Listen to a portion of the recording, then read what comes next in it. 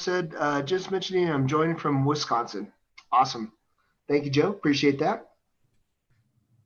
And Joe, I know you're pretty new to what we're doing, so please feel free to unmute if you have any questions at all. We would love to address those in real time and look forward to the opportunity. It's our pleasure, Joe.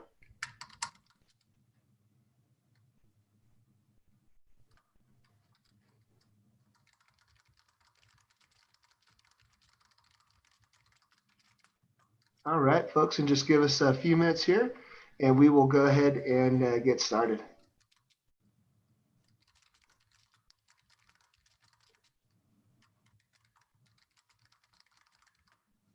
All right.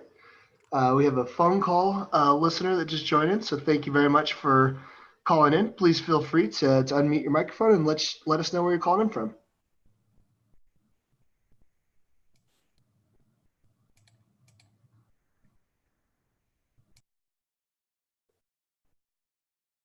Okay, you're live as well, Dean, so just okay, great. On the recording side, that is. Welcome everybody joining in. Nice.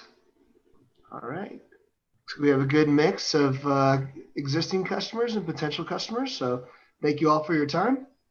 And go ahead and go over just a quick overview of what we're going to do in today's presentation. Give me just 1 second here, and we will look over that. And Ryan, if you could flip to the second slide, that'd be greatly appreciated, bud. So first thing we're going to cover, folks, is our trade alert, what we have engineered and why. And number two, we're going to go over the news that's going to be driving price action in the markets. Number three, we will go over a Q&A session. So if you have any questions at all for us, what we're doing, why we're doing it, please don't be shy. Feel free to ask anytime. You can either unmute your microphone, communicate with us live in real time for white glove customer service. You can also just type it in the chat box, whatever's going to work best for you. Okay, folks? And then we will, after we get finished with that, we will go over what we provide our clients. We have a couple options for you to join us in our investment journey together. You can take part in the service, you can take part in the boot camp, or like many of our clients, you can actually combine both. Okay, and for everyone that has not done their free consultation with me, definitely save my name or save my number, write it down. My name is Dean Gallagher, and my phone number is 505-322-7515. And last but not least, we will go over the bonus for clients that sign up today. So stay tuned to see what we have in store today. All right, Jason, I'm going to go ahead and hand it over to you, bud, and we'll go ahead and get started. All right. Thank you very much for the introduction. Welcome, everyone. I will go over today's trade alert, take a break, see if we have any questions, then go into the charts and news, take a look at the boring old yield curve and see how our predictions are playing out like clockwork. And then we'll go back to Dean to wrap things up. So thank you, everyone, for joining us live. We have some odd moves this morning. We got the SPY and TLT selling off at the same time. And so because we were positioned for that on the TLT, especially for new members who've been following us for a while, we're finally off our losing streak on the TLT, have a huge gain of 52 cents a share on the TLT. Gold is going up. We're up 80 cents a share on our gold position. Emerging markets are still hanging in there, up overnight. In Asia, we're up 39 cents a share on emerging markets. And again, these are all on 2-to-1 ratio of shares on emerging markets, GDX and TLT relative to the SPY. TLT, we had downside protection, but it didn't really play out too much because we only dropped to 321.36. However, had the SPY traveled $5, $10, $20 lower, we sure would be happy. We have that 322 put option, which did cut off our losses rapidly the second we went below 322 this morning.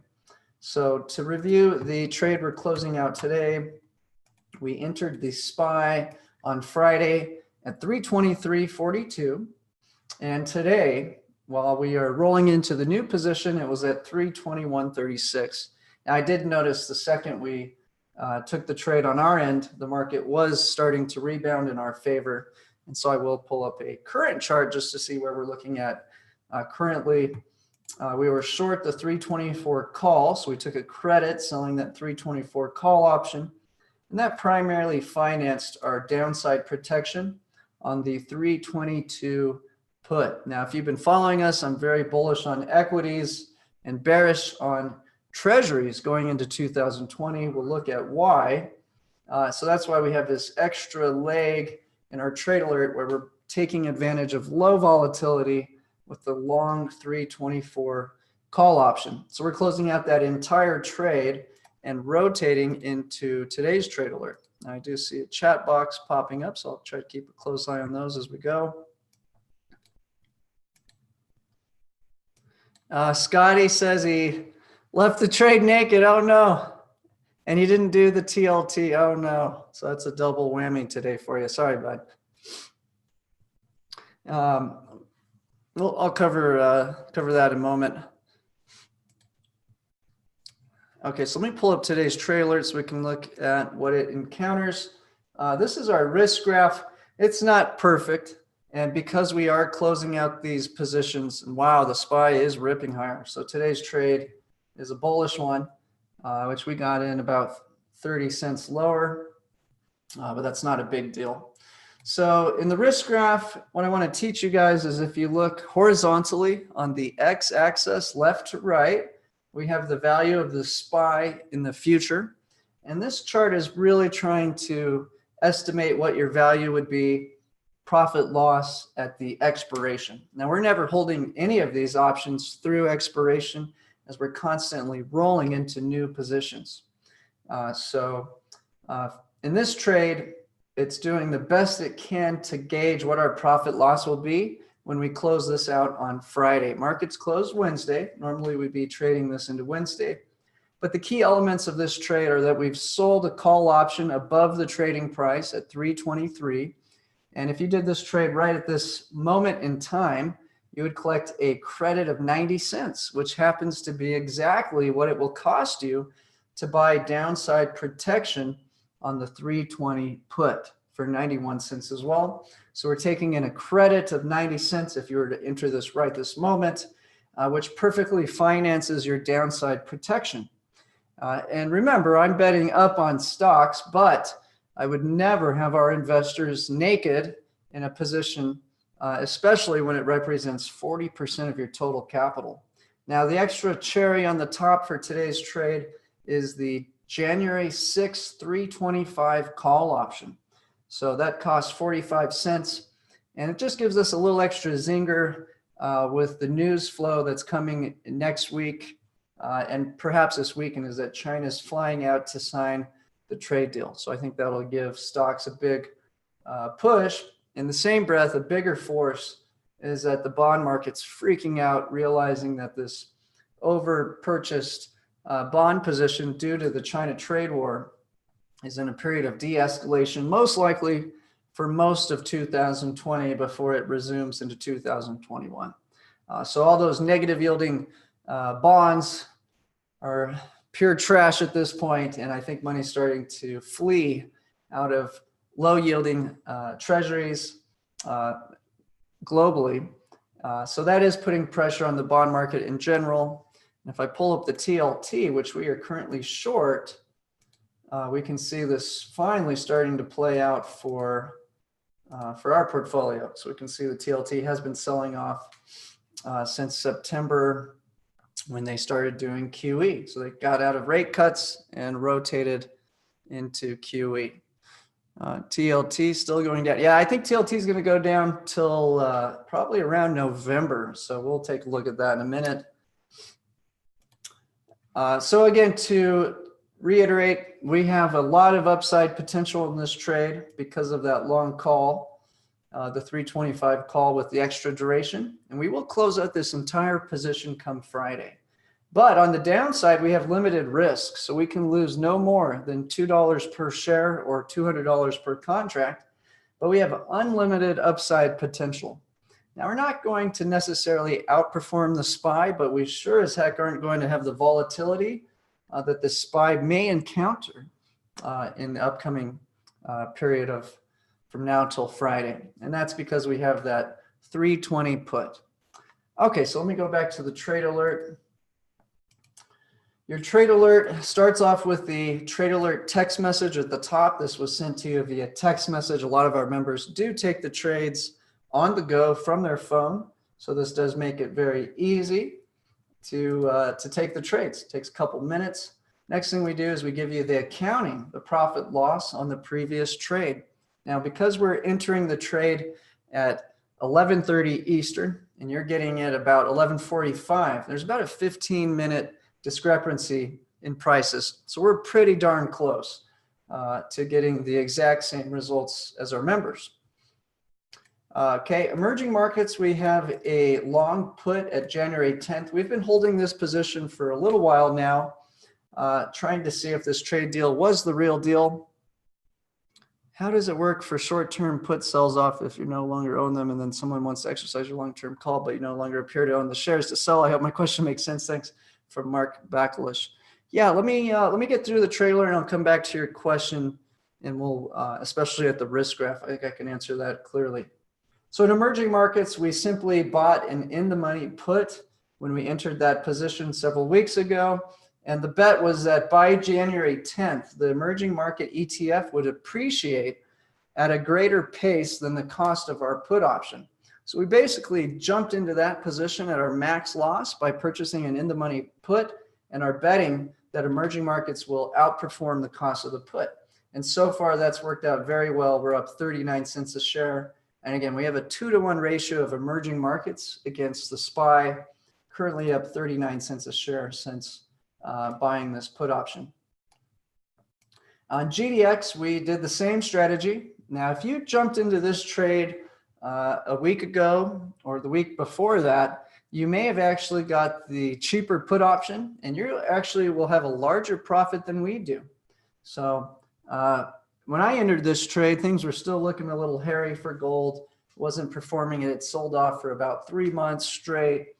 So I was still playing it very precautiously. I had to pay $1.15 for my in-the-money put, protecting the gold position until January 10th. And so that was quite a hill for gold to climb to realize a profit. It's done that. We're now up 80 cents after paying off that put option, or up $3,040 on GDX. So we're doing really well in the portfolio today. TLT was being very stubborn. Last Friday, I was speculating that the only thing keeping the TLT up at this point was probably a lot of European debt getting the hell out of negative yields and into something positive. So we know they're rotating out of bonds into stocks in a big way right now. But I think some of that money was still picking up the positive yielding treasuries for the US. So this is a position we entered at 136.54 last Thursday. And we did what I call an inverted option collar. Let me just pull that trade up so you guys can see it's the real deal. Now it has rebounded slightly since I took the screenshot, 10 cents. So to make money with an asset while it travels lower is actually surprisingly easy to do and very clever. So we do this by owning the asset, selling an in-the-money call option, so you get a huge premium. And as that call option loses value, that's funding your in-the-money put option. So with a combination, you can actually generate a profit if the asset goes lower when we do the inverted option collar. So you can see we're sitting on a 95-cent credit. And when we entered the trade, we picked up a 17-cent credit. So we actually profit as the TLT travels lower. So this is starting to crack, and I think we can make a lot of money shorting the TLT to around the 120 level. I don't think we'll go much lower than that unless the Fed starts to hike interest rates, which I think is highly unlikely. Okay, moving along. I'm now only updating each track record individually every weekend. So you get that on Sunday. But what I am updating daily is our total return. Now, for those who've been following me, I had not been accounting our dividends I went and added all dividends from the TLT SPY. I did exclude any dividends we missed, and I added it into our return. Moving forward, I'll add that the month of going forward. So great year, 15% return. Maximum drawdown in a month was 1%, at least in a closed month. Now, we may have had some brief periods where we're more like 1.5% drawdown. But for a closed month, our worst return was 1%. And if you go back through the same stretch, the S&P 500 gave you 16% drawdown in December, something like 7.5% in May, and another 7.5% in August. So you add up all those losses, and you've actually risked more money than you've made by owning the SPY ETFs. You got to ask yourself, how safe of a strategy is that to buy and hold equities at these prices? So you can see we've done well in multiple market conditions with this basket of stocks and ETFs. And again, we trade the SPY Monday, Wednesday, Friday, emerging markets Tuesday, TLT, GDX Thursday. This is your basket of ETFs per $75,000. Our program typically makes sense for investors with at least $300,000 capital to put to work. Okay, so moving along, at the bottom of your trade alert, you'll see how to exit the previous trade. So you buy to close your short call, sell to close your put, sell to close your long call, and that gets you out of the position so you can roll into the next position. Now, if you want to do the same audit to your return for each trading period, keep track of the price, which I have right here in the last trading price. You're going to want to keep track of really two things. Number one, what happened to the ETF between the trading periods? So is the SPY going to go up or down? And then two, what happened to the options? What's the value of the options entering and exiting? So entering, we had to pay a debit of approximately 41 cents. Now, this just had a little error and didn't show those prices. I'll go to here so we can see what the cost was. So in this example, we paid, we collected 82 cents selling the 323 call. We paid $1 for our downside protection at 320. And then we bought the cherry on the top add-on, which is abnormal. I'm just very bullish on stocks going into 2020 because of quantitative easing ramping up right now. So we're buying that 325 call with a different expiration date, January 6th. So the plan is we roll this entire position on Friday. We want that call option that we're long, the 325, to have time premium left in it when we close the position out. Okay, so let me jump into this question from Mark. How does it work if your short-term put sells off, thus you no longer own them, and someone wants to exercise your long-term call? So the put option, you control the trigger because you purchase the option. So you'll never have that problem. Now, you may end up long a put and a long a call in this scenario if we're exercised. So let's say the SPY skyrockets $5 today, and we had this trade on. So we're short the 323 call, and if the SPY went to, let's just say 325 today, what might happen? Well, your 320 put is going to be worth nothing. So you're going to lose the $1 you invested on that. But what's going to happen to our short 323 call option? Are we going to lose money on that? Well, let's think about it. So if I sell a 323 call, I'm agreeing to sell my shares for $323, and I get to keep your option premium of 82 cents if you do exercise your right.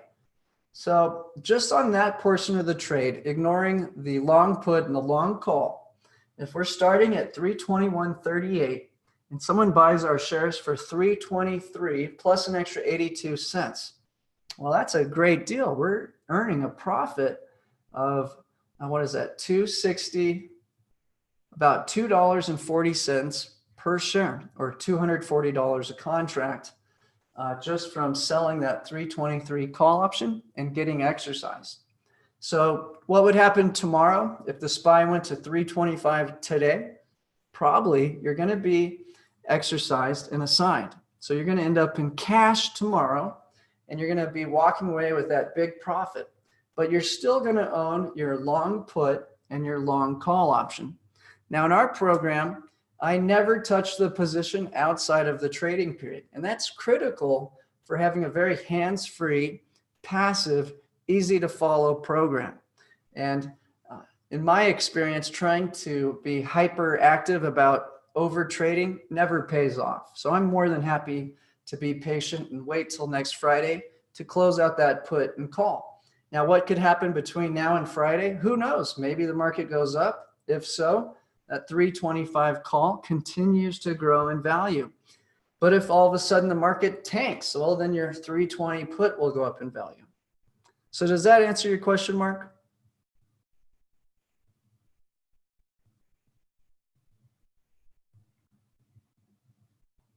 But yeah, you can only be assigned on options you sell, and we only sell call options. So that means you're going to actually hit your maximum profit on the entire trade if you're ever exercised.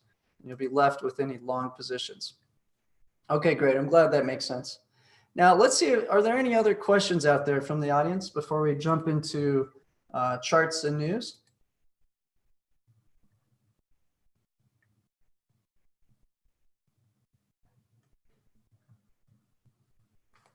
Okay, great. Well, let's look at some charts and news, and then we'll take a look at the yield curve, see if we have any other questions, and then put this back to Dean.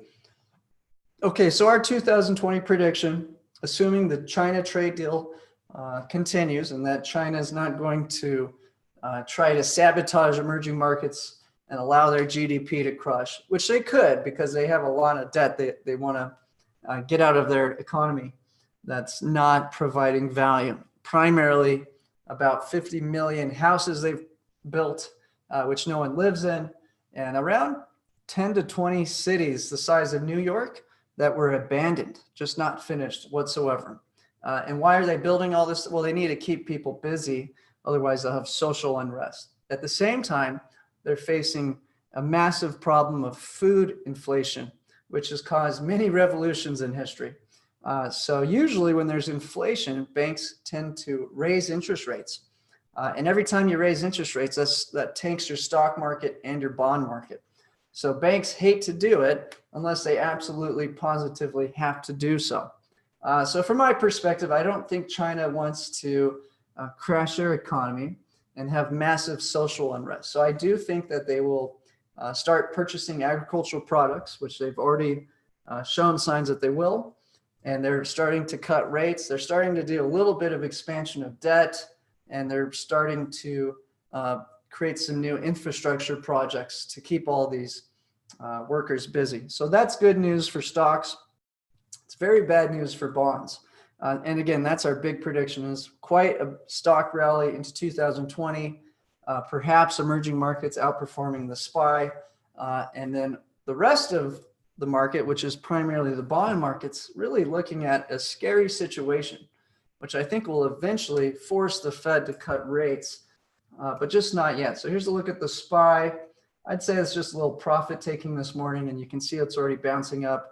We've got Premier Liu coming out to sign the trade deal this weekend, and we're seeing soy purchases rocket to the upside. So it does look like China's ready for a period of peace.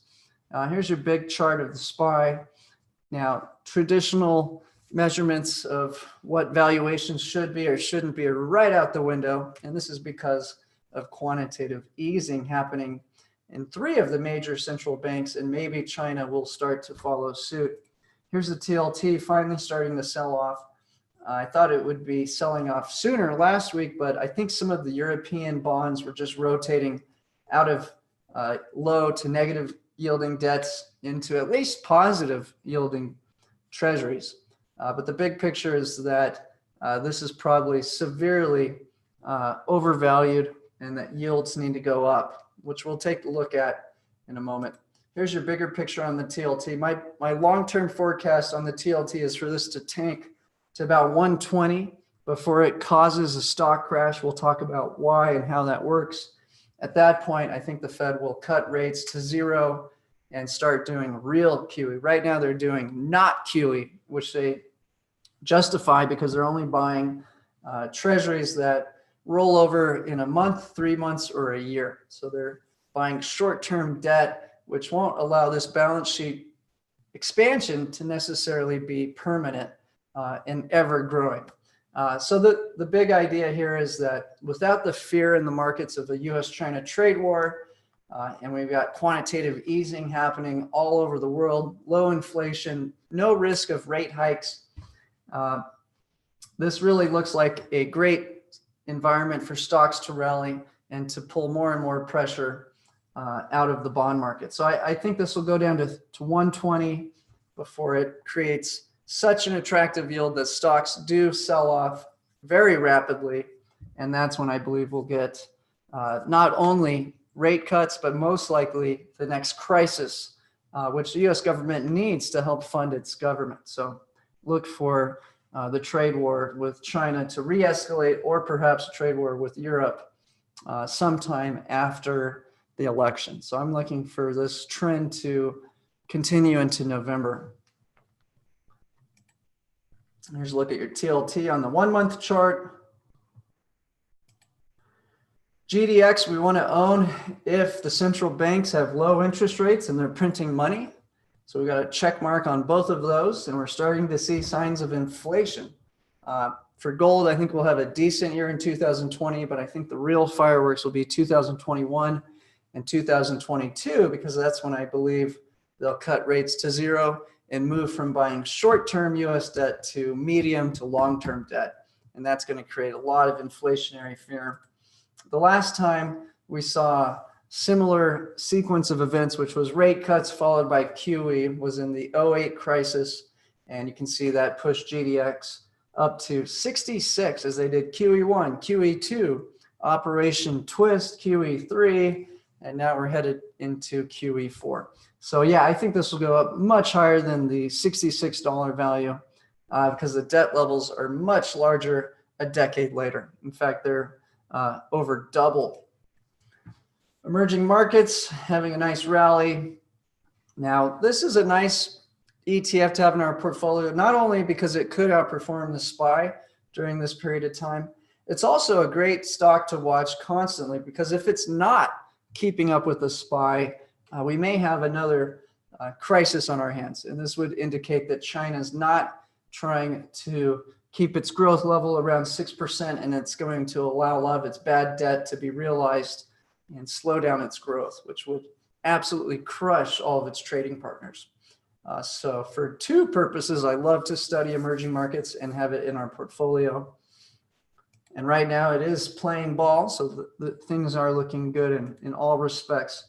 This chart is a list of different bond ETFs, and I'm primarily just looking for a credit market to crack. The big buyer of stocks this last 5 years is really corporations doing stock buybacks, which are fueled by the corporations selling low yielding debt. In fact, Microsoft has a lot of negative yielding debt it's sold in Europe. So it's actually getting paid by bond investors to buy its own stock. Absolutely madness. But with interest rates low around the world and no intentions of them raising interest rates, it's hard to see this, this circle of bonds going into corporations and then buying back their own stocks being broken. And so this is a list of different ETFs that could potentially spot that out, different parts of the treasury curve, different parts of the world, emerging markets, Europe. Nothing's cracking yet. In fact, the worst performing bond ETF today is the TLT. So it looks like the high duration treasuries are leading the sell-off in bonds, at least this morning. Next thing I'm looking at is for the dollar to weaken.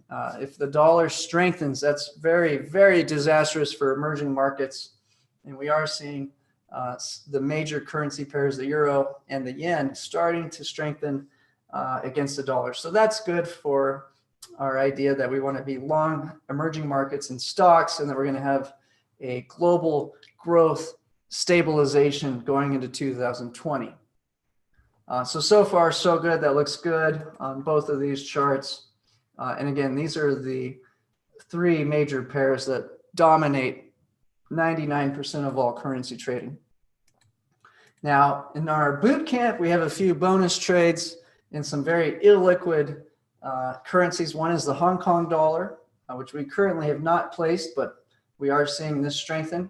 If it gets to that 7.75 level and we continue to see all the negative GDP growth in Hong Kong, I might be ready to finally place our short Hong Kong trade in the Forex market. The futures market, we're looking at shorting the Chinese currency.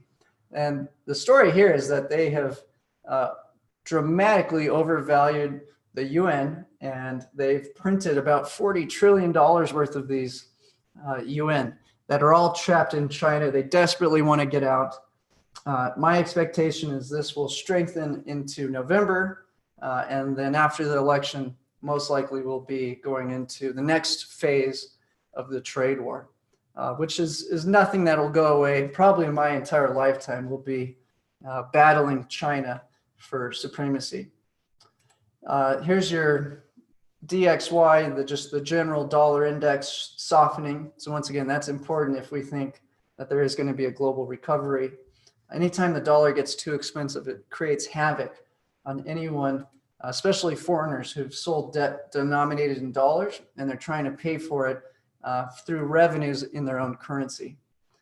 Crude is rallying to 67 today, and I think this trend will continue until we get the crack in the credit markets from yields getting too expensive. So we saw this play out in 2018, and I think we'll see something similar in 2020. So this creates inflationary fears and continues to drive up the yields on those treasuries. Eventually, those yields get so attractive, it will crash the stock market. Cryptos, we're just keeping a look on. This gives us a little bit of an idea of what's happening with the value of currency and the value of your purchasing power. And so for these illegal criminal cryptocurrencies to remain elevated, even with China cracking down, trying to ban Bitcoin, with YouTube starting to purge different crypto channels, very interesting, but they're staying put. So we're still keeping track of that and recommending a 1% to 2% total position in these assets. We've had a huge return on that in 2019, getting in December. Gold is shooting up again, 1537. I don't think we're going to see the big fireworks until we see the Fed cut rates to zero and move from buying up short-term treasuries to medium to long-term treasuries. So we're patiently long GDX, the gold miners. Now, another indicator that's good to watch is the German 30-year bond. And so this is probably the best leading indicator for US treasuries. And Friday, I was noting, look, the 30-year bond is up in yields, which is negative for bond valuations, and that the TLT would probably catch up in the near term. And sure enough, today it did. We can see that yield popping up. Most likely we'll see these yields climb until they get so attractive that it does crash the stock market. And then we get the Fed to save the day by cutting interest rates. And that's a great deal for banks, which we'll take a look at in a moment. Okay, so that's the charts. Any questions before we go into the news?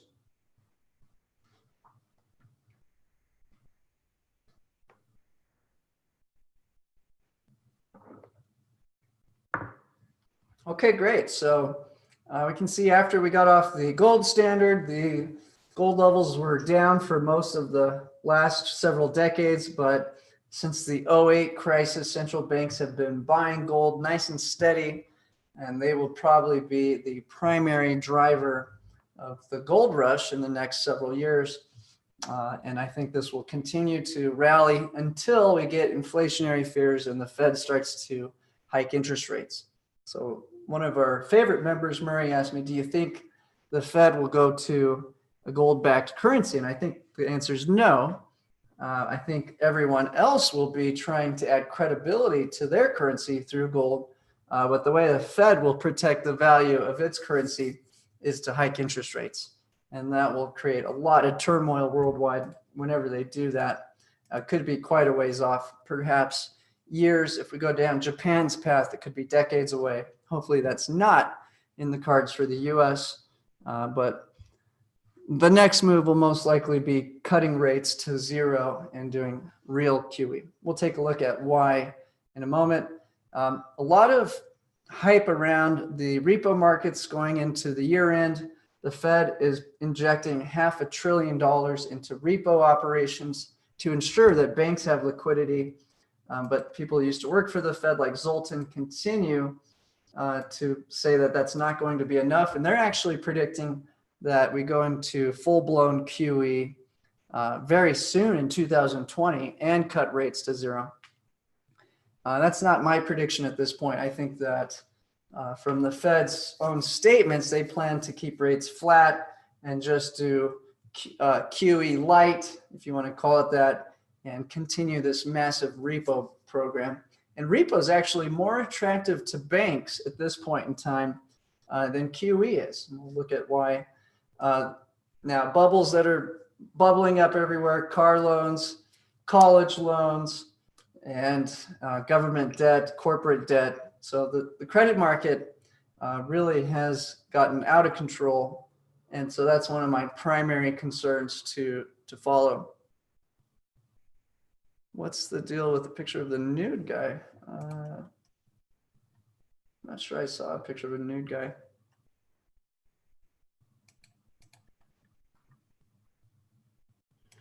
Okay, global outrage levels. So if you go throughout history, oh, his icon. Oh, Zero Hedge. That's from a movie, a Brad Pitt movie. Yeah, Tyler Durden. There we go. Fight Club. It's just his icon for Zero Hedge. So anytime you have inflation, we see lots of problems around the world, and we're getting food inflation, which, you know, a lot of economists overlook, but that's a big deal for the bulk of the population. And food inflation is real. It's here in the US. It's a huge problem in China and something to keep close eye on. Meanwhile, in the Fed's balance sheet, we can see they're letting go of mortgage-backed securities and buying up US Treasury securities. In fact, they've purchased something like 90% of the treasuries we've issued in the last 90 days. The big picture here is if the government creates large deficits, it forces the Fed to expand its balance sheets because the banks have run out of money. And so if the Fed expands its balance sheets, that makes the relative value of stocks go up. So that's why we're so bullish on stocks, because we can predict that the US deficit will continue to grow. In fact, that's projected to happen at least for the next 5 years. And depending on who wins the presidency, not just in 2020, but look to 2024, if we get some of these more socialist views coming into power, then the deficits are going to get even more out of control. Now, if you got someone like Bloomberg in there, that's a different picture. He wants to actually tighten the budget. So by being able to understand that the government will create these massive deficits, that the banks are out of reserves. Let me go to the next picture. I'll come back to these charts. So we can see the reserve of the banks has been coming to lower and lower levels. And this is when suddenly we had to do repo and QE. It was primarily because one bank, JP Morgan, pulled $200 billion out of the repo market. And this forced the Fed to go into repo madness and QE light. And this is just the start. This is just the start of what's coming. Unless the government stops spending so much money, the Fed has to support the banks by doing repo and slowly but surely increasing QE. And so that's really the big picture of why we want to be long stocks right now. And funny enough, it's because the government is creating such a huge debt level. So what ends the picture of this, you know, free ride on stocks? Well, eventually the Fed will have to hike interest rates because of inflation. But I don't think that will be our first stop. Okay, so here's some more tweets, mostly about the issue with the repo markets.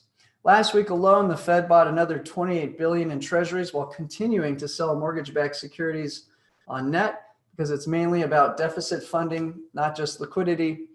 Excess UST supply and dollar shortage equals they will create dollars to buy treasuries for a long time. And that's absolutely correct.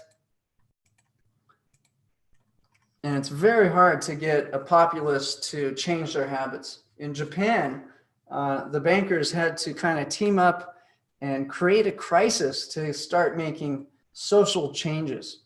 Because if you can't get the people to vote for it, it doesn't matter if you got a great idea or not. I'm shocked to hear that someone's so sophisticated. You need to be a bit more specific here in your critique. Fed intervention in the global financial crisis and post-global financial crisis was essential to prevent global calamity, forced deleveraging that would have caused a lost generation a la Japan. And Harold says, new to Twitter, unaware of other venues, several years discussion. Fed's responsible for the way in which the global financial crisis began, choice to save creditors but not debtors, rewarding, not penalizing banker fraud, poor quality of regulation reform, suppressing risk transmission. So I agree with them. We would have been much better off letting the banks go bankrupt for loaning out money to people they shouldn't have. But that's just not the world we live in. And so the Federal Reserve is not federal at all. It's owned by the banks. So with increased corporation concentration, the Fed buying more of growing government debt, probably more of private securities, in-game seems to be central control of the entire economy. Add cashless society, Fed coin, ban cash, reset in the hands of the Fed. Here's a look at 2019 returns. Bitcoin is the top returner. After that, the QQQ. Oil's having a nice rally. This is the year when just about everything went up. Will 2020 be such easy trading? Probably not, especially if you are in a blind, naked stock bond portfolio. Now, if you're all in on stocks, I think you might have a decent year until these yields get too expensive. Okay, now this guy I love to listen to. He keeps trying to short the market, which has been interesting and not something I've been advocating. He used to work for Ray Dalio. Here's why he's net short. CTAs are max long. Retail equity allocations are near high. Hedge fund net beta is at 3-year high. Year-end rebalancing is just around the corner. January is supposedly the best year for treasuries, on and on and on. But the bigger picture is that we had this huge fear, like a carrot dangling in front of the bond market, that if the US and China had escalated, that these yields could go even lower and bond valuations would get even higher. And it took us to a point where we had $16 trillion in negative yielding debt. And now all this money is realizing that big fear is completely gone. We continue to get more and more positive news in the US-China front. We've got quantitative easing worldwide. So the chance of more market fear is really just completely subdued going into 2020. And at the same time, we have this tremendous amount of pressure to sell about $100 billion of debt that we can't fund from tax receipts. So the natural force for yields is to go sky high and for the value of bonds to go lower. So I don't agree with him here. And we remain long stocks and short treasuries going into 2020 with our current setup. Let's see, Fed's balance sheet continues its epic rise, up by an average 101 billion per month since September, compared to 80 billion per month during QE3. It's not hard to imagine this influence on stock prices. Professor, you don't find it curious that the Fed's balance sheet has risen nearly dollar for dollar with the total federal debt outstanding since the U.S. banks effectively ran out of balance sheet to buy U.S. treasuries in September? Actually, if I think about it, I don't find it curious at all. Neither do I. Here's a chart we've used many times. Just shows you the growth of the balance sheet is at the same speed, if not faster, than we had in the 08 crisis. So they are expanding that balance sheet rapidly. And it's not a short-term fix. Unless we have a less deficit, this is going to continue to grow.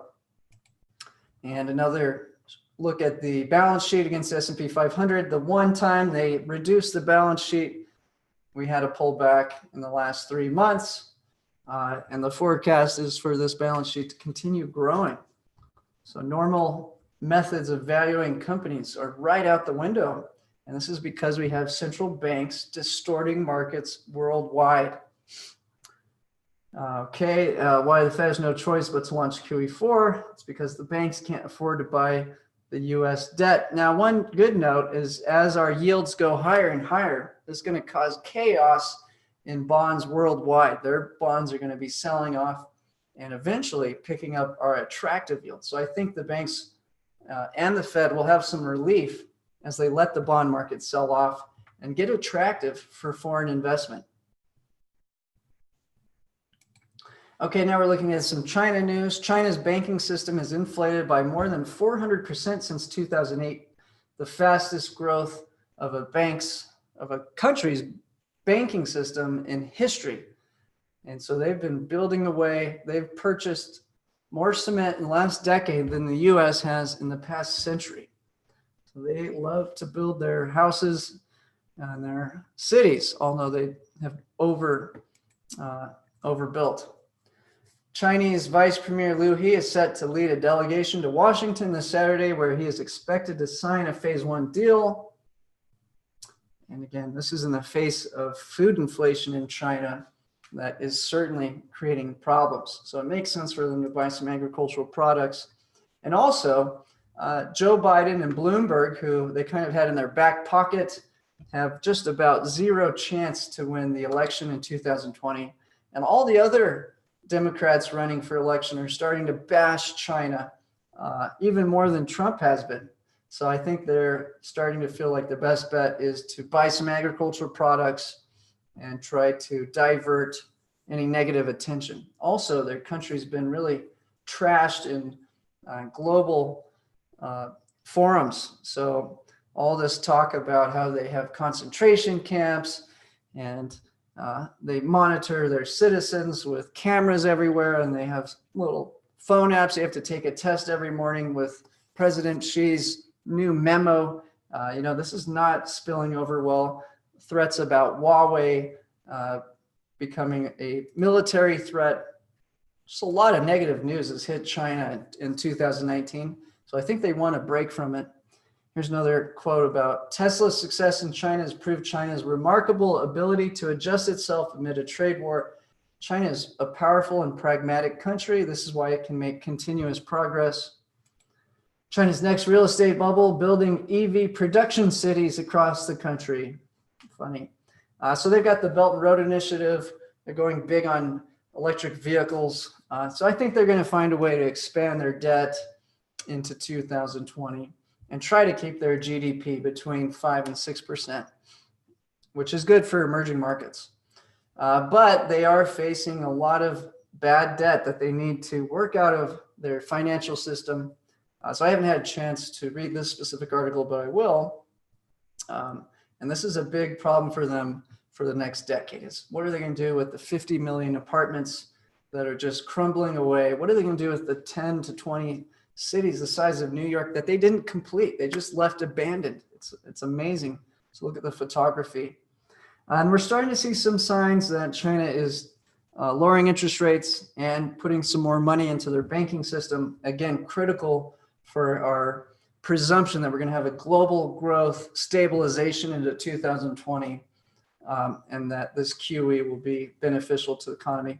So what I've seen, interestingly, coming out of China's different Twitter handles is they're trying to justify what they've been doing with these re-education camps. And essentially, the storyline is, it goes back to early 2000s, as a group of Muslims in China were terrorists. They did not like the Chinese Communist Party. And so they're doing terrorist attacks, blowing up train stations, buildings, all sorts of very violent acts. And so they're starting to put this out into Twitter, all for the past week, all sorts of photos about these folks. and they're trying to justify what they've been doing, which is they're using their camera system in artificial intelligence to scan this billion group of people. They're identifying who has this genetic code that relates to this group of people, and they're rounding them up to the tunes of millions of people and putting them into re-education camps. The women are being forced into marriages with Han Chinese. And so they're really trying to just completely wipe out this group of terrorists from their point of view, at least from the communist point of view. And so all kinds of content's coming out of bombs and buildings blowing up, train stations getting blown up, telling their side of the story. And so I think they're trying to do kind of like a PR cover up for all the bad press they've had in 2019. Meanwhile, Kyle Bass will tell you the other side of that story about how awful Communist Party is. And he continues, he's big on trying to short the Hong Kong dollar, which continues to have pressure. United States, UK, and the rest of the EU should immediately impose the Magnitsky sanctions on all Hong Kong police and leadership, all the way up to the failed leader, Carrie Lam. Continued violence and protests in Hong Kong. I think we're 6 months in now. Kyle Bass pointing out Huawei. Huawei became the #1 phone company in the world, but they did it with tens of billions of dollars of government subsidies. So they're selling phones below their cost to take over market share. And so this is just one prime example of an issue we're probably not going to resolve with China, is that they have indicated there's at least 7 core industries that they want to dominate, and that they will put every inch of their power to try to take over. One of which is the phone industry, but also they have a huge company called Tencent that just buys up every phone app they can get their hands on, all subsidized by the government. So if you're making on average $11,000 a year in China, and you're paying a 70% tax rate to the Communist Party, and then they're taking all that money and funneling it into trying to take over a few key industries that they think will lead the future. Well, you can see why a US company is going to have a hard time competing with a $13 trillion a year government, which is just massively larger than any US company. And this is why probably the trade war will change into a technology war in the next several years. So I don't think the US-China relationship by any stretch is done escalating. But if we do look at the Cold War with Russia, there was periods of peace and periods of escalation. But leading into the election, I think unless China wants to really provoke Trump, that we should have a period of de-escalation. Meanwhile, China's starting to get some rocket ships in the air, and they want to compete with us on just about everything. In terms of what's going on in the elections, Biden's still in the top of the polls, but he's had a hard time really articulating himself on TV. I haven't seen a debate where he did very well. The last Thursday Democratic debate was his best performance by far. So now they're starting to speculate that Bernie might have the best chance in the Democratic Party. So keeping a close eye on that. Elizabeth Warren has really fallen off a cliff. So maybe Hillary jumps into the election. She's really probably the best chance for the Democrats that I can see.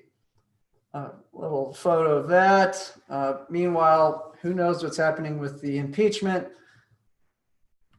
Jack Bolton's probably the big wild card that we haven't heard from in that debacle. So I'm keeping a close eye on that. So far, I don't think this will affect the markets going into early 2020, but definitely keeping a close eye on it.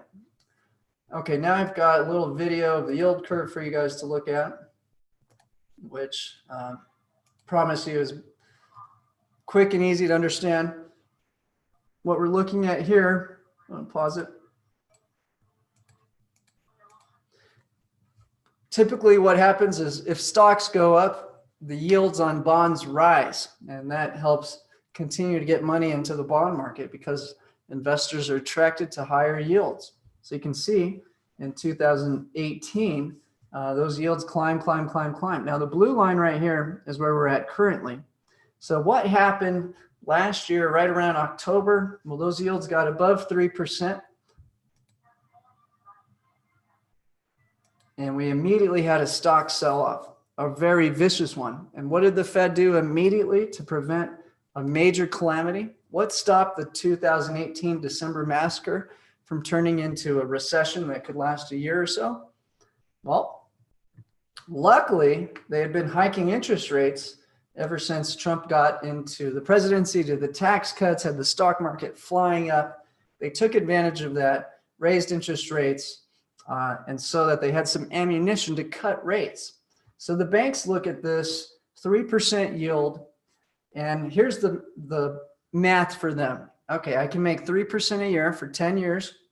That's more than the inflation rate, so it's a guaranteed profit. So if I leverage into that 10 times, well, that's a 10% profit per year with almost no risk. Okay, that's a good deal.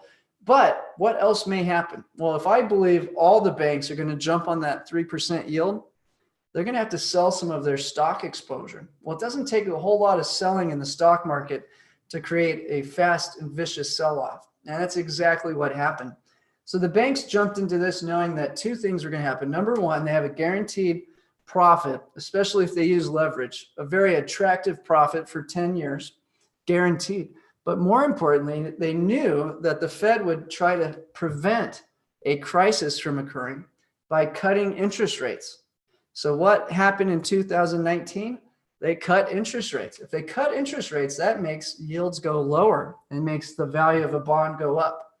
So banks love buying high yielding treasuries because it's a double payday. They get a guaranteed profit from the yield if things are great and the stocks just stay flying up forever. But two, if the stocks do crash, then the Fed reacts by cutting interest rates, which makes the value of their bonds jump up.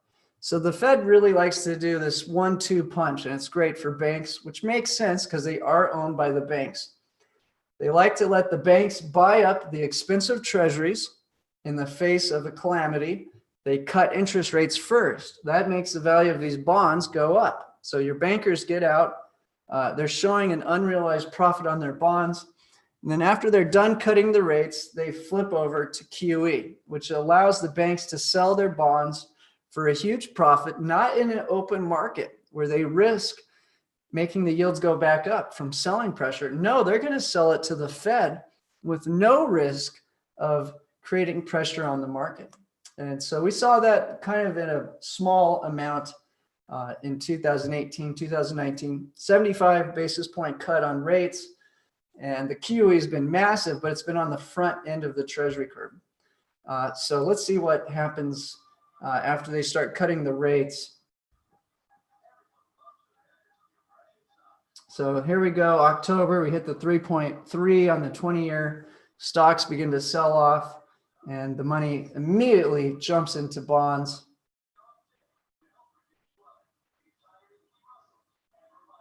And so those yields lasted for all of a month and a half, and immediately those yields are flying down, and Fed begins its pivot by February and cuts rates for most of 2019. And so the banks have just made a massive profit on those positions, especially on the positions that were in the front end of the treasury. So you can see that 1 month, 3 month yield going much lower.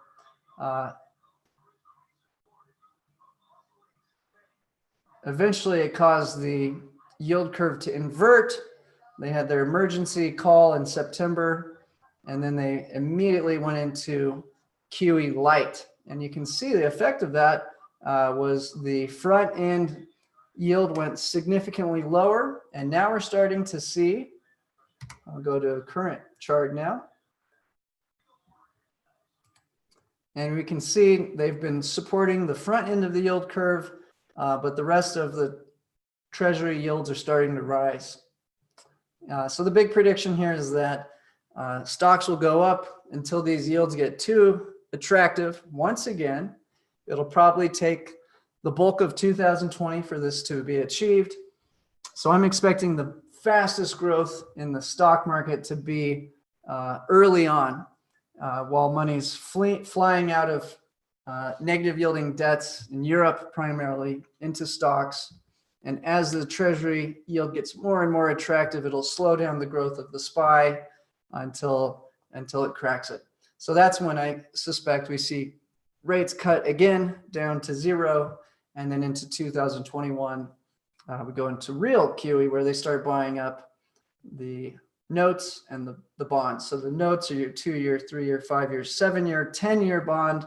And then your 20, 30-year is what we play in the TLT. Okay, that is a wrap for my part, Dean. Let's see if we have any questions, and I'll put the screen back to you. Any questions out there, guys?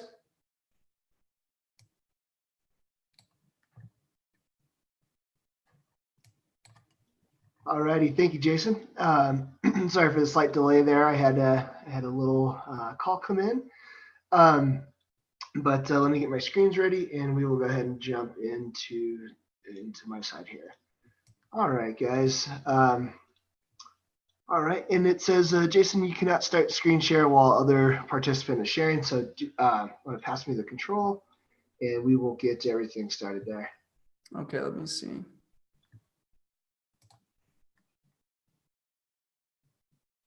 Okay, I stopped my share. Let's see if we can put it on yours now. Yep, got it. Okay, perfect. So folks, and please feel free to stop me at any point. We still got your email. Oh, you got your testimonials up? Is that what you wanted? Yeah. Okay. Yeah, and thank you, team, for joining us today. Wanted to just quickly read a testimonial we got from one of our members, Steve Lane. He joined us as an annual member and recently did an upgrade to lifetime. But he says, I've been primarily using the SPY service since the beginning of the year with good results. Selling the SPY covered calls has worked well, but the SPY hedges cements the program. In a bullish market, straight directional trades will outperform the SPY program, but this program will still make money. This is reflected in the posted results. In a bear market, there is no doubt that this program is a good place to park some cash and still get a decent return. And one of the things he said below, he sent in a second email, and he said when the house is sold, he'll definitely get the lifetime membership. And since he emailed us in that testimonial, he did do the upgrade to the lifetime membership. So, all right, let me go ahead and present this here, folks. I want to go over a couple things really quick. So basically at this point, we're at bullet number 4 here, the value we provide for our clients. And wanted to let you all know that we do have 2 options really for you to join us. One, you can get the service, okay? And I'll go over some of the commitments that we do to provide unmatched service. We're going to hand you the fish. And I think what's really valuable and really what our customers absolutely enjoy the most is being able to interact with us on a daily basis and ask questions. There's not a financial advisor on the planet that's really going to allow you to access them daily. So I think that's really cool. There's not another trading service out there that's going to help you do that and give you that access as well. So that's one of the things that we really like. We get some great feedback from our customers on. And when you do the service, we basically hand you the fish, folks. All you have to do is replicate our trade engineering in your account. Okay. Now, a lot of people will also do the boot camp as well.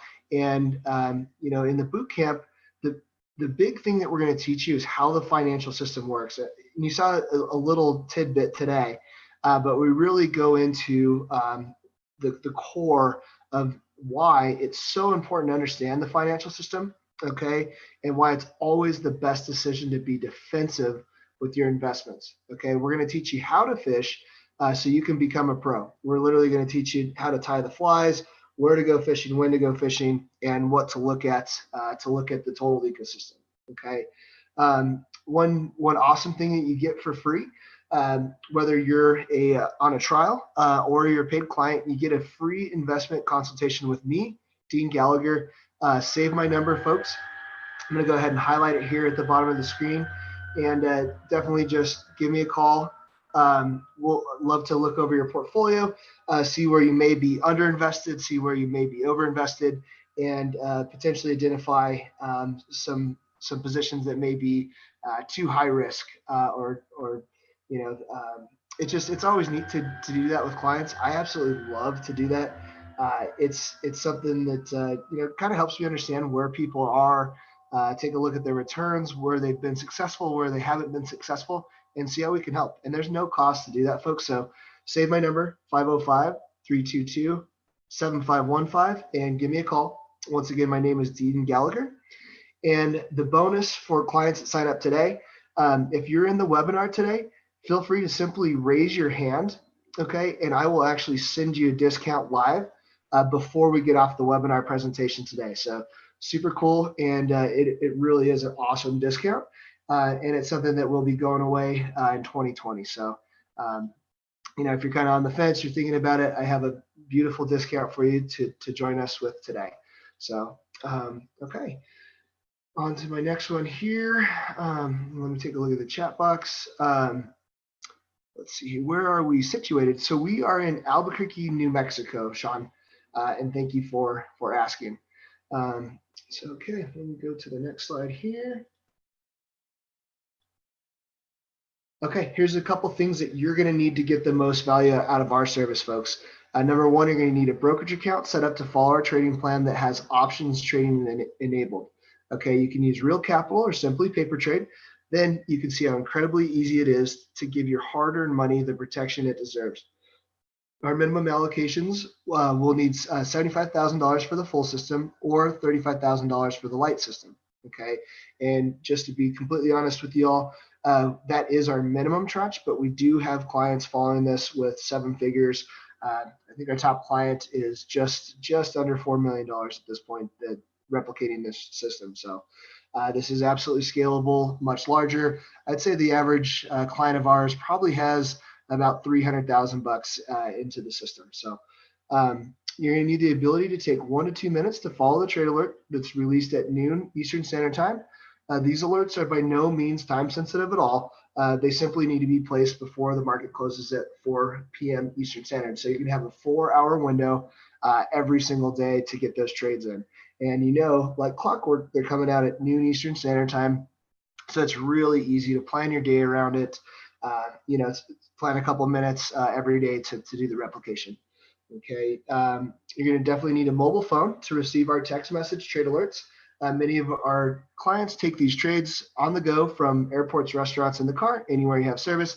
I've literally placed the trades on a plane, on a boat, and actually in outside of the United States, just where I had cell phone service. So super easy to replicate.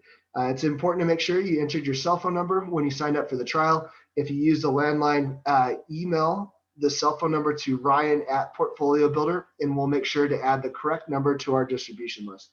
Okay. The fourth thing you're going to need, folks, is an email provider that's in good working order. We send out free daily webinar invites via email, and we also send the trade alert via email on top of the text messages as well. So we just offer 2 ways to deliver that to you. Super user friendly. I love the text messages. That's where I do all my replication from. So, okay, so this is going to be what's provided to you at no cost during your trial. Daily trade alerts delivered at noon Eastern Standard Time. The alerts will be sent via text message and email each day, Monday through Friday. We engineer our positioning in coordination with the financial system and macro environment. Okay, we watch the market 18 hours a day, 6 days a week, so you can go enjoy your time or work at your job, whatever you're doing. But a lot of our clients like to enjoy their retirement. Simply take a minute to trade. It takes me about 30 seconds to replicate now and go back to their day. A couple of things we trade. Number one, on the SPY, we're going to trade Monday, Wednesday, and Friday, but specifically not this Wednesday just because of the New Year's Day holiday. But you'll see how that positioning is laid out. But typically, if you look at next week moving forward, we're going to trade Monday, Wednesday, and Friday on the SPY like clockwork. We trade EM at a 10% allocation on Tuesday. Okay, so these two right here, folks, is what I call our risk on positions. Okay, so that's what we're looking to be kind of net long. And it's beautiful because between these two companies, or between these two ETFs, you're gonna have access to over 1,500 companies with just these two ETFs. So I mean, you want to talk about eliminating business risk from your portfolio. Bingo. Add 1,500 companies to your portfolio right there. I talk to so many people that are trying to manage, 30 and 40 and 50 companies in their portfolio. And it's just, that would absolutely be a full-time job. So I just think it's so much easier to allocate to this. You really kind of reduce your risk a little bit, but at the same time, you get access to literally the best 1,500 plus companies on the planet. So that's kind of cool. Let me clear that out. And this is what we consider our risk off play here. Okay, guys. And so we do expect some short-term pain in the TLT and GDX, but that's okay. We want to always have the balance between TLT and GDX, because when the market does sell off, that is 50% of our protection on top of the options on top of that. Okay. But so this will, so this is what I'm just going to say is risk off here. Okay. And this is exactly what hedge fund managers do to balance their risk. Okay. And yeah, we're not going to get as much upside movement. Okay. When we have a huge bull market year like we did this year. Okay. We're just not.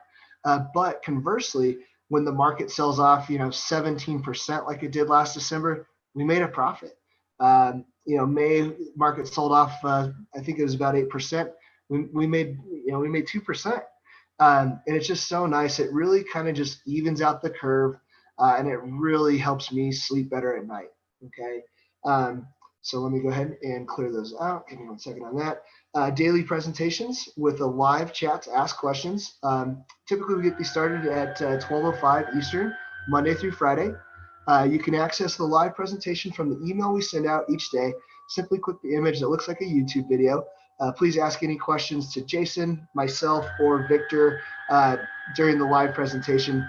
Just click the chat icon or type in your question, or you can always click the microphone icon, and that's going to be in the bottom left corner of your screen right here. Just click that and unmute at any point. Live Q&A opportunities during this 1 to 2 hour session each day.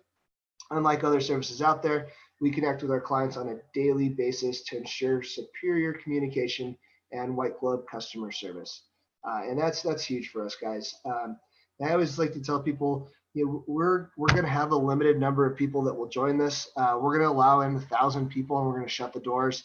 It looks like, end of 2020, maybe start of 2021, we will not have any more spots available with the way our advertising is currently working. So definitely, it's all about quality, delivery, and we want to really communicate with you on a daily basis and separate ourselves from everything else that's out there.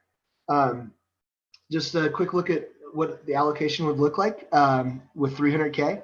Okay, so if you if you're on the trial and you want to make more than the cost of the service, if you allocate $300,000, you have a really good shot at doing that. Okay, and what's a better way to build trust with our team than giving you some profit before we even ask you for a service fee. Okay, we love to do this, folks. Over 30% of my client base has actually made more than the cost of our service before they even join. So just a phenomenal way to build trust, show you how exactly the program works.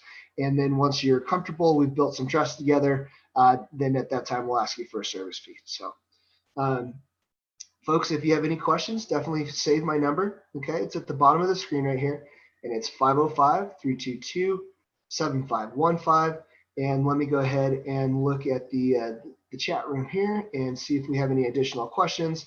Okay, let's see here. So Sean Kong wrote in and said, are you on rolling enrollment? Yes. So what we're doing, Sean, is we're only going to allow in 1,000 people into this program. It's not like every other financial publisher out there that gets 5, 6, 7, 8,000 people, and there's just no way they can support their client base when they do that, and they just don't offer the service. So that's why we limit the number of people we allow in. Plus, because of our liquidity basically thresholds, we want to just make sure that we always have something that's never going to provide a liquidity issue. There's just so many things out there in the financial publication world that provide just headaches of liquidity issues. With all these people trying to beat the market with all these illiquid products.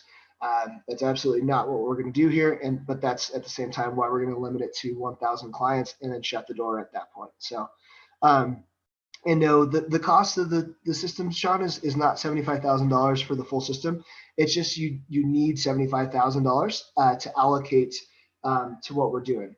Okay, so to buy 100 shares of the SPY, 100 shares of EEM, I'm sorry, 100 shares of SPY, 200 of EEM, 200 of TLT, 200 GDX, you will need $75,000 to do that. Okay, so does that make sense, Sean?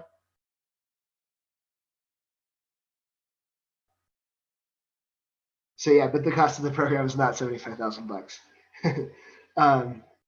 No, our whole thing, Sean, is we try to provide a value to where we're going to be at a higher value compared to money management fees out there. Okay, so a lot of our clients are using anywhere from $500,000 to well over 7 figures, and the fee that we charge is an absolute fraction of what's available out there in the advisory world. Okay. Plus, they have full and complete control of their capital at all times. Okay, and they're basically all on commissions to sell you a product that's going to underperform the market. And if you look across the financial advisor ecosystem, I did some studying on this. Over the past decade, the average financial advisor has only made their clients 4.7% a year.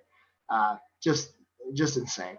And a lot of them are charging anywhere from 1 to 2% to do that. So, if you look at our track record, we're over 15% for the year. And we want to make sure we're absolutely at a point to where, we're going to offer you a better value for your hard-earned dollar. So, okay. So Sean says, yes. So a light portfolio will not be able to do every investment. Right. So that's true. And you can do two things with the light side. You can just get shares of the SPY. Okay, and we're going to use the options to protect that position. Okay, but what Jason and I really like to recommend, instead of just doing the SPY, but you're welcome to do that too. And I know, Sean, you're a younger guy too, so that might make more sense for you.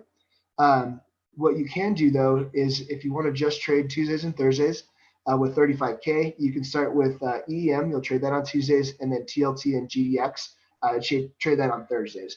So it's kind of neat because you have a kind of risk off, risk on balance. But yeah, it's definitely, if you wanted to start with a light, we can absolutely do that for you. If you want to, I always recommend starting with the full system just because of the protection you get by having all of those ETFs. Okay.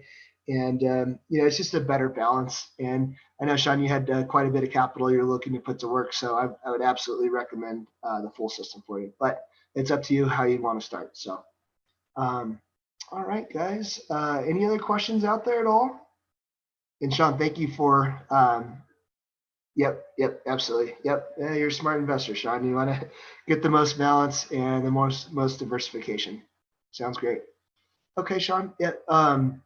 Call me after, bud. We'll go ahead and get you a discount for that full system, and it's pretty cool because right now, as long as we have the spots available, we're going to actually add you in to the boot camp.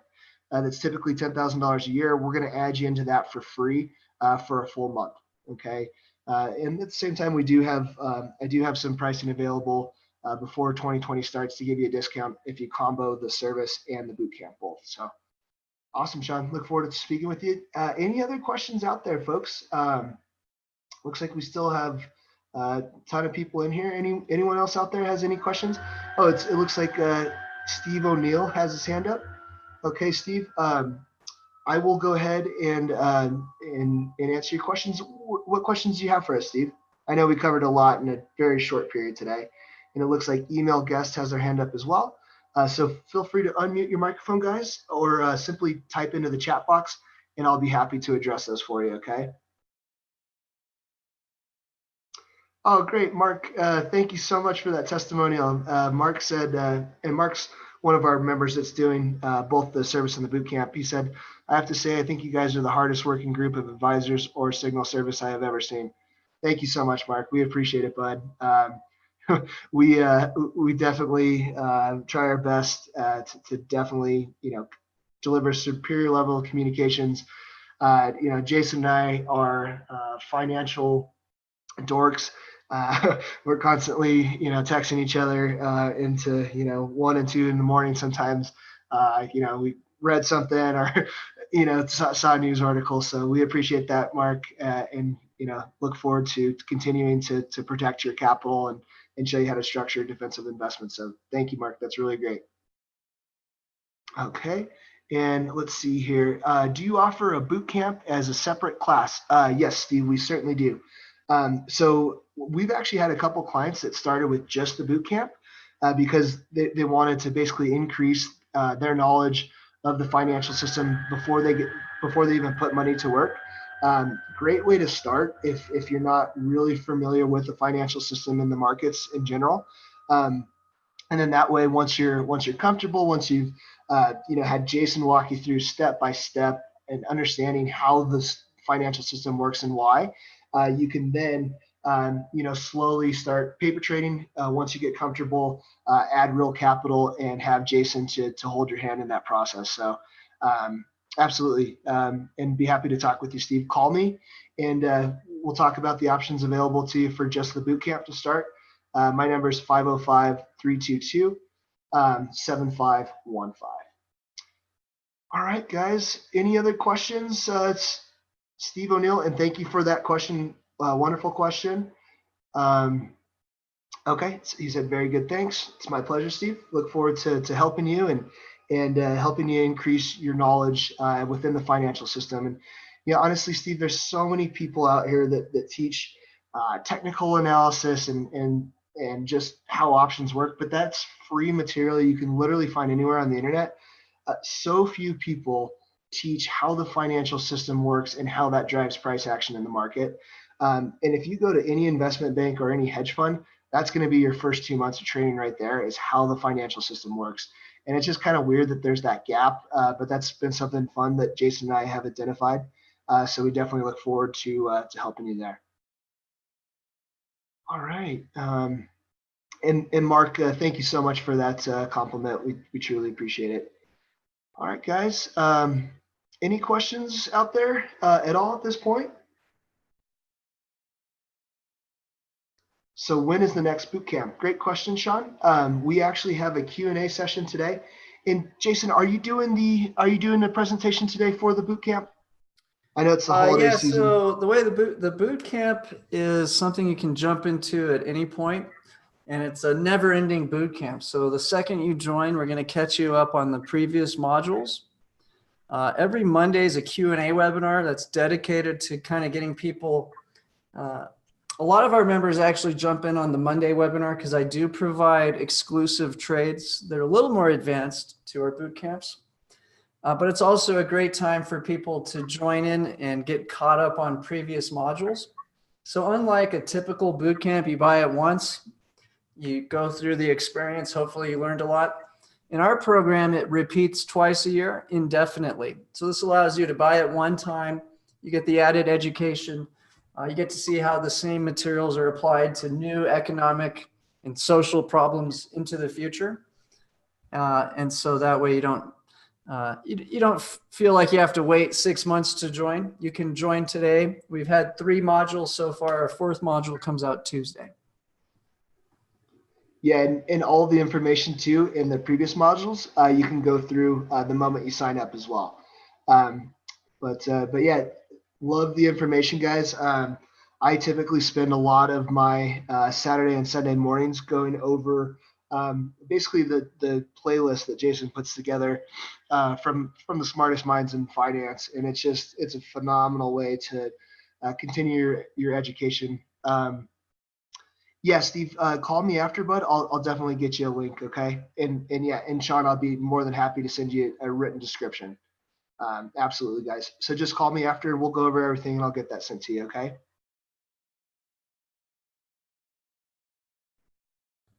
And we actually definitely need, you want to see it? Yeah, so here's a link to check out the boot camp, Sean, so you can check that out. Oh, okay. Thanks, Jason. I didn't want to pull off my my screen here to go grab it.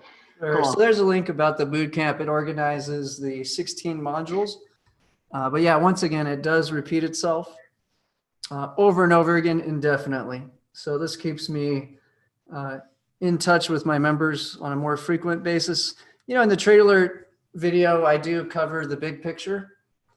But in the boot camp, we'll go into these topics for hours at a time. So it's a lot more detailed.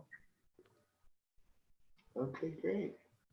And some of it's, you know, some of it's this macro information, which I love the most, but some of it is, you know, some of it is pretty simple, you know, kind of like going to tennis practice. Well, we got to learn how to serve the ball.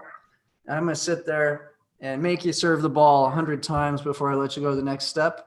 So some of it's super basic, just really making sure we ingrain the principles of how to technically place the trades and understand all the language.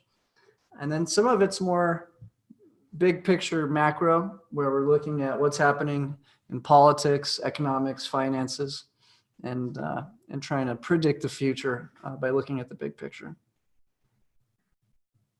Okay, and then Steve O'Neill said, can't see the link. What I'll do, Steve, is I'm just going to message that link to you directly right now, okay? So you should have it. You should have it now. And also in the boot camp, that's where we're going to short the Chinese currency when the time is right, too. So that's a trade we've been dying to get into, but it does look like it's a little bit delayed now with phase 1 trade deal actually playing out. Perfect. All right, guys. Any last questions out there? Mark Stoll, Mark Backlish. Any questions, guys? Sean Kong, Steve O'Neill. You know, we have a couple email guests in here.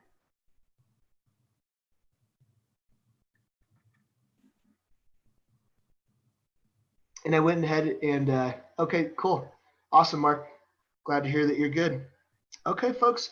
Well, I'm going to go ahead and wrap it up here. Jason, do you have any last second comments or data to provide? No, sounds good. If you want to join me in 30 minutes in our boot camp, give Dean a call, join up. We'd love to have you in there. If not, we'll see you tomorrow. Wednesday's off. We got New Year's, so taking Wednesday off. But Thursday, Friday, Tuesday, we have the same webinar. So thank you so much. Appreciate everyone's time. And I'm going to go ahead and close this out so I get ready for the Q&A bootcamp webinar coming up in 30 minutes. All right, folks. Thank you so much for your time. And like I said, call me if you have any questions. We look forward to working with you. Thank you. All right. Thank you, team. Have a great day.